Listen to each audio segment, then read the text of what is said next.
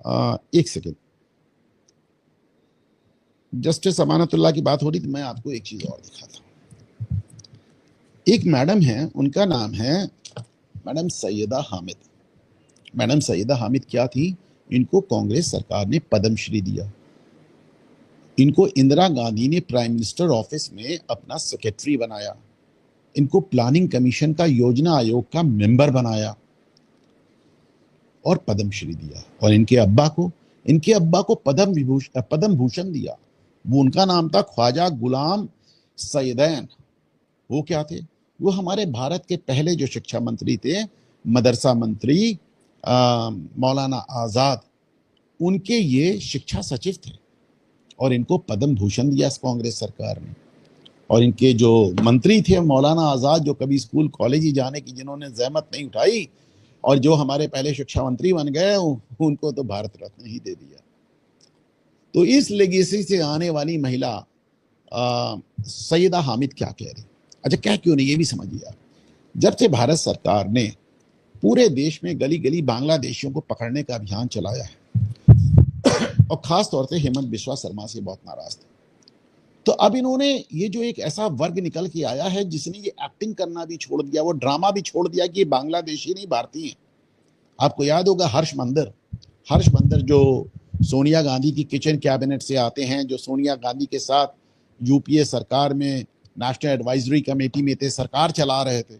उन्होंने कहा कि होंगे बांग्लादेशी, क्या हमारा दिल इतना छोटा है कि हम उन्हें रख नहीं सकते? तो सैयदा हामिद ने आज क्या कहा? उन्होंने कहा कि जमीन अल्लाह की है, इससे आप बांग्लादेशियों को नहीं भगा सकते। अगर ये जमीन अल्लाह की थी तो इसके फिर बंटवारे की आवश्यकता क्यों पड़ गई थी? इससे पाकिस्तान और बांग्लादेश अलग निकालना क्यों पड़ा? बहरहाल उन्होंने कहा कि ये जमीन अल्लाह की है, इससे आप बांग्लादेशियों को नहीं निकाल सकते।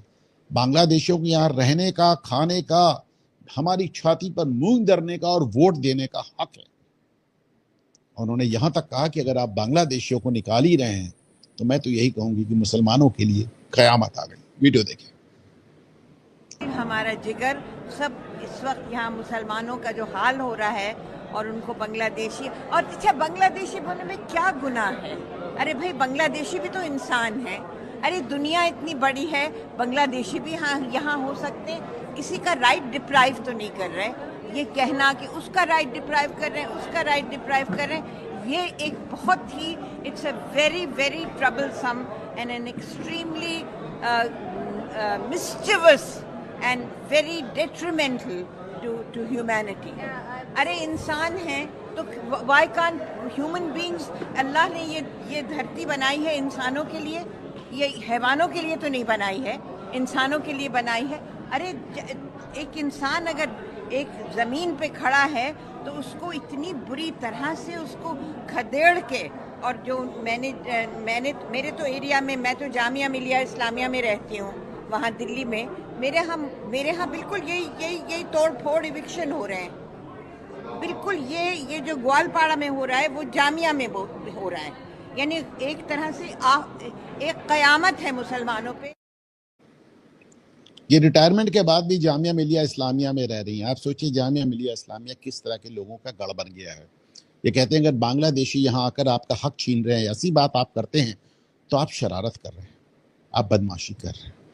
ये अल्लाह की ज़मीन है और मुसलमानों पे क़यामत मत ढाइए। बांग्लादेशियों को यही रहने का हक है। यानी एक नौटंकी और ड्रामेबाजी भी छोड़ दी इन्होंने कि नहीं साहब ये बांग्लादेशी नहीं है, ये तो हिंदुस्तानी है। तो खुल के कह रहे होंगे बांग्लादेशी, रखना पड़ेगा तुमको।